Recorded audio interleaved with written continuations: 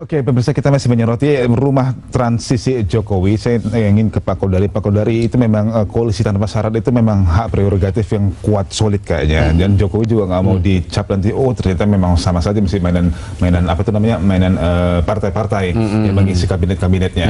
Nah tentunya ada pro dan kontranya. Nah, kan pro-nya salah satunya seperti dikatakan tadi, dia bisa bebas memilih siapa saja, dan kita akan tahu memang bagaimana petanya nanti yang akan mengisi kabinet. Sekarang kan transisi.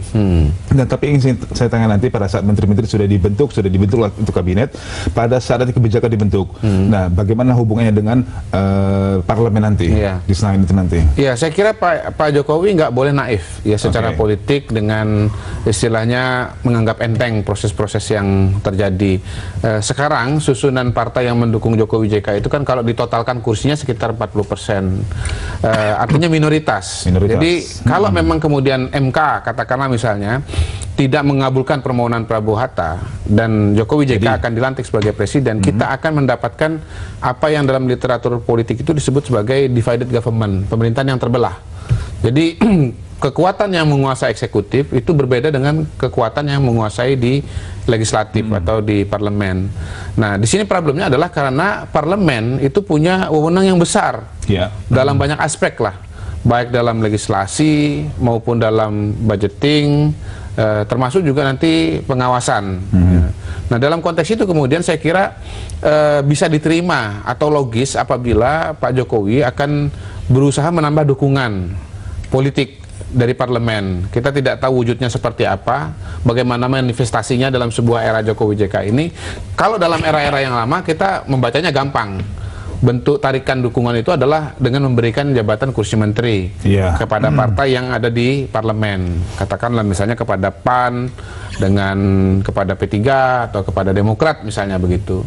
Tapi sekarang kita lihat saja terjemahannya seperti apa. Tapi intinya adalah bahwa Pak Jokowi itu membutuhkan kekuatan di parlemen gitu. Nah, dalam konteks itu aku yakin bahwa misalnya PKB pun tidak ada representasinya dalam tim transisi, itu pasti nanti di dalam kabinet itu akan ada perwakilannya, representasinya. Mungkin ada yang memang PKB betul seperti Pak Jazilul, ada juga yang NU, karena ya PKB itu kan mesin politik atau partai politiknya dari Nahdlatul Ulama begitu, jadi bisa dianggap katakanlah garis miring begitu. Bisa saja nanti orang NU yang akan diambil, tapi aku yakin Pak Jokowi tidak akan meninggalkan PKB karena PKB ini secara kursi itu signifikan ya. Berapa persen? Bisa ada berapa anggotanya? 47 sekarang. 47 ya, 47 berarti sekitar ya 8% lah ya. 8% dari kursi yang ada di DPR RI begitu ya. Itu penting. Nah, cuman pembicaraan sekarang ini saya kira memang belum sampai ke sana. Fokusnya adalah kepada proses-proses yang ada di pemerintahan. Bagaimana tadi supaya beda dengan presiden sebelumnya atau presiden-presiden sebelumnya, di mana kalau presiden sebelumnya itu kan begitu dilantik itu perlu waktu mungkin berapa, 2 minggu 3 minggu barangkali bisa baru mendapatkan susunan menteri dan dilantik.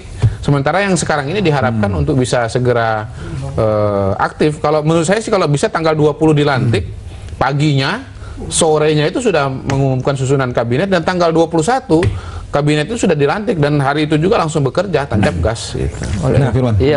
Berkaca ke pemerintahan yang lalu, kegaduhan di DPR, di parlemen ini luar biasa, padahal di situ sudah terjadi kira-kira pembagian. Tetapi mengambil keputusan di sana juga bukan persoalan yang gampang dari partai koalisi yang ada. Nah, sekarang ini dari partai pendukung yang ada ini kan kalah sebenarnya dari hitungan suara. Nah, justru PKB ini juga berpikir bagaimana supaya kebijakan-kebijakan pemerintah besok yang sudah dikampanyekan di setiap kampanye-kampanye itu bisa dikawal DPR. Dan perlu diketahui APBN 2015 yang ada ini kan mengalami pemangkasan karena BBM. Nah, yang akan terjadi ke depan ini juga harus segera diantisipasi bagaimana kemungkinannya masalah-masalah yang akan terjadi di parlemen menyangkut penetapan anggaran APBN. Nah, rumah transisi saya pikir juga karena ini pekerjaan yang dekat, cukup dekat, ini juga dipikir juga prosesnya, Pak. Jadi kita tidak hanya pada tujuannya, pada niatnya, tetapi sekian prosesnya juga harus dilalui. Nah, inilah menurut saya kami dari bagian termasuk juga PDI ini, partai pengusung lainnya, kemarin sudah diuji kemarin. Begitu voting kalah.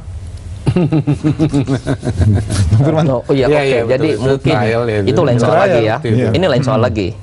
Karena kita harus menyampaikan pendirian politik yang kuat soal kalau begitu. Ya. Jadi kita memang harus bergotong royong bersama untuk memenangkan dan menjaga kepemimpinan nasional ini ke depan. Ya, Jokowi JK. Soal yang tenis-tenis nanti kita simpanlah dulu itu loh. Karena bukan itu yang tujuan kita, gitu loh.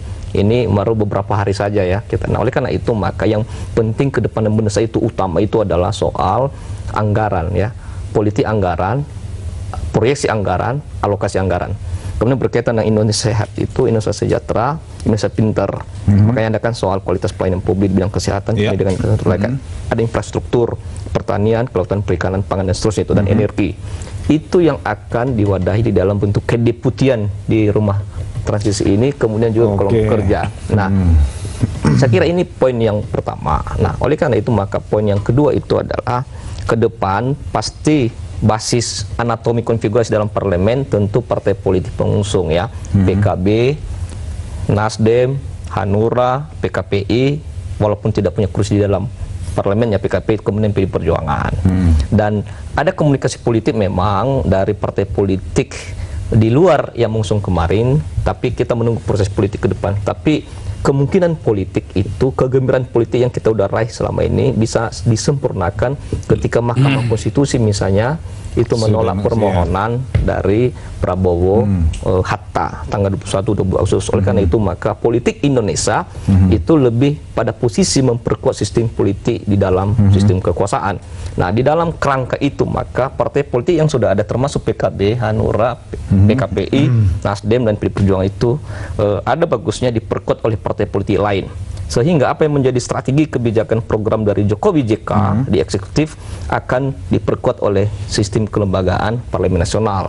Nah, oleh karena itu maka hari pertama itu saya sepakat dan ini disampaikan oleh Bung Khodari ya. Hari pertama itu udah kerja. Jangan sampai seperti yang dahulu-dahulu, hari pertama baru kuncinya di mana, letak mejanya di mana. Nah, itu yang dipersiapkan oleh rumah transisi itu lebih ke soal untuk memfasilitasi, mempercepat ke action ya. Jadi sekarang kerja-kerja pikiran itu, fungsi-fungsi proses kelembagaan itu sudah ditata sedemikian. Soal orangnya, soal kelembagaan, jumlah dan berapa itulah biar Pak Jokowi nanti itulah. Itu saya kira posisi pendirian yang perlu kami ada lagi yang saya tanyakan, tapi kita dulu break dulu sebentar. Pemirsa janganlah kemana-mana, kami akan kembali setelah pariwara yang satu ini.